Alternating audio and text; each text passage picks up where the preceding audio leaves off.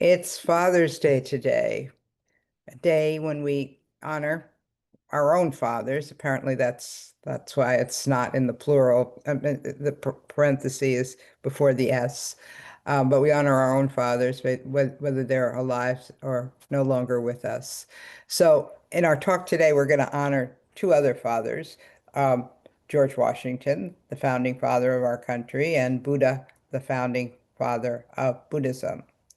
And interestingly enough, both men didn't want the role. The Buddha attempted to not teach because so many people would have dust in their eyes. And George Washington didn't want to be president because of the difficulty that it would take him into. He would want to avoid that. So we got into this idea from uh, uh, something Heather Cox Richardson wrote a couple of days ago. And this is the quote from her. In 1817, given the choice of subjects to paint for the rotunda in the U.S. Capitol, being rebuilt after the British had burned it down during the War of 1812, fine artist John Tumble picked the moment of Washington's resignation from the army.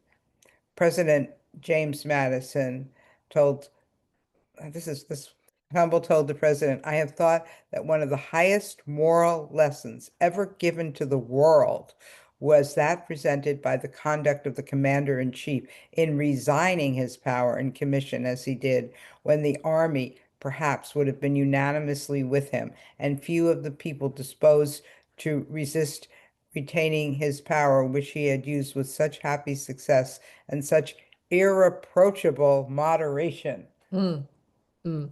Madison agreed in the painting of the man voluntarily walking away from leadership of a powerful army rather than becoming a dictator hangs today in the Capitol Rotunda. And that's, as we said, from Heather Cox Richardson. So but going back in time a bit, even as the Constitution was being ratified, Americans looked towards a figure of singular probity to fill the new office of presidency. Now, we had to look up that word probity because neither of us had heard it before. Yeah, And what was the definition you found, Linda? we didn't write it in No, our we didn't. document. No. It's something about human decency, and really having a moral, ethical compass is our words, but a morality that one adheres to rather than just the desires of wanting to have more power and more influence over others. So we found another quote about the president's state of mind as the first inauguration day approached. In his, quote, peaceful abode, end quote, at Mount Vernon, his fears that he lacked the requisite skills for the presidency, the ocean of difficulties facing the country, all gave him pause on the eve of his momentous trip to New York.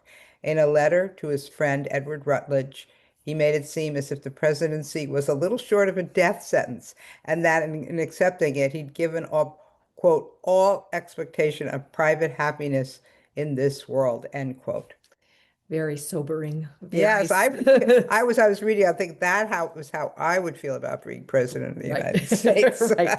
But it's not how some people feel about it. And what has basically evolved in the requirements of presidency this day, it's quite a different scene. But we also wanted to compare it not just to today, but also to the Buddha, who didn't want to give up his peaceful abode, his enlightenment, his liberation. And, in this case, it was more of a mental, emotional, physical, peaceful abode.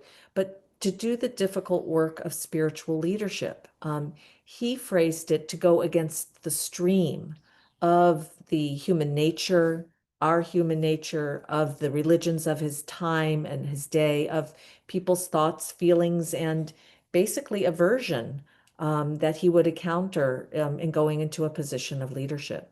And people's views And too. people's He views. was, that's what he was going against the stream of people's Yeah, views. And wow, yeah, that is a mighty undertaking. yeah.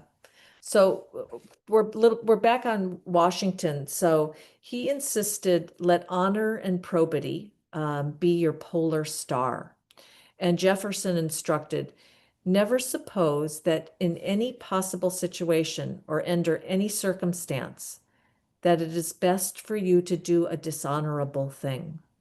They each felt that this was the ideal and it was so essential that it needed to be imparted to the next generations and passed down as part of our Constitution, our Declaration of Independence, as part of our way we govern. It now could only be imparted to the next generation. Well, we're bringing it up here. She's bringing it up. Historians are talking about Yeah. this, and we're actually in the streets asking for this to be the new way. Right. Um, and as he stepped down from the presidency back to Washington, he urged Americans to always place the interest of the nation over their political and regional affiliations. Yeah. Yeah. So the Buddha back from Washington to the Buddha was a father. He left home, he left his paternal role, and he was a renunciate. He's the father of Buddhism, and he left a good seed for all of us. He left us with the seed of ethics of his Dharma teachings. So sadly, we have seen many corrupt leaders within Buddhism and within the presidency of the United States. But today, on Father's Day, we're honoring the ones who have followed an ethical compass. Okay. Okay, I think we will end our talk there.